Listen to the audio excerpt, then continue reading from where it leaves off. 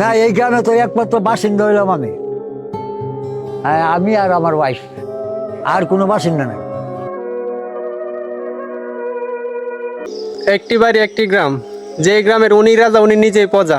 আমরা বর্তমানে আছি ময়মনসিংহ বিভাগের ঈশ্বরগঞ্জ উপজেলা না ওমানতপুর গ্রামে, যে গ্রামটি বর্তমানে সামাজিক যোগাযোগ মাধ্যমে ব্যাপক ভাইরাল পরিচিত, সবাই মোটামুটি চিন এখন।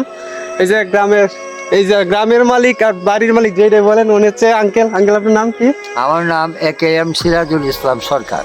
তা আপনি কি বাড়িতে প্রায় কতদিন ধরে আছেন? আমি মানে 1965 সন থেকে। বাড়িতে কয়জন থাকেন আপনারা? আমরা দুইজন এখন। দুইজন না?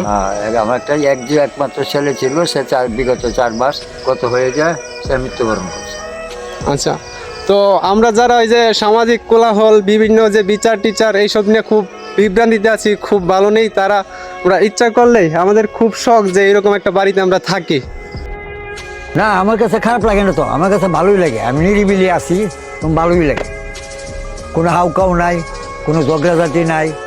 আর সাথে যা বাড়ি থাকলে ঝগড়াঝাটি হয়, এন হয় তেন হয়, মানে আমি খুব নিরিবিলি ভাবে আমি আছি।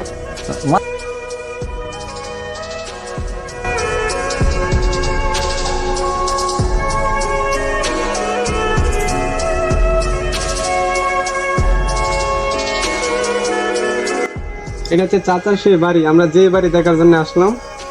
প্রায় 1965 সাল থেকে বাড়িটা এখানে আছে স্থাপিত। তো চাচা উনি ওনার এই যে সহধর্মিনী, ওনার ইনি একলাই বাড়িতে থাকে। ওনার একজন ছেলে ছিল, ছেলে কিছুদিন আগে মারা গেছে, ইন্না লিল্লাহি ওয়া ইন্না ইলাইহি রাজিউন।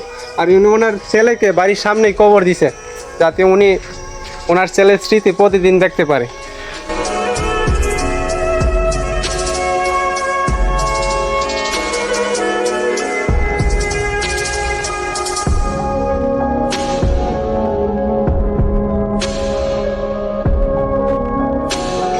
আচ্ছা আঙ্কেল, ধরেন আমরা তো নরমালি দেখি যে গ্রামের মধ্যে অনেকগুলো বাড়ি থাকে, তো আপনার একটি গ্রাম একটি মাত্র বাড়ি, এটা কিভাবে? এটা হলো, আর এই গ্রামের উৎপত্তিটা হলো পার্শ্ববর্তী নিয়ারেই হরিপুর মৌজা। এইখানে ব্রিটিশ পিরিয়ডে একজন মানে তখনকার সময়ে উচ্চ শিক্ষিত এবং প্রভাবশালী তাদের তালুকদারি ছিল। তা ওনার নাম ছিল উমানাথ চৌধুরী। বুঝতে পারছি। যখন 1910 সালে যখন ব্রিটিশ সরকার যখন আমরা জরিপ কার্য আরম্ভ করে, তখন এই 10 একরের উপরে জমি, 10 একর এই জমি নিয়ে এই গ্রামটার জনবসতিহীন অবস্থায় এই গ্রামের নামকরণ করা হয় উমানতপুর।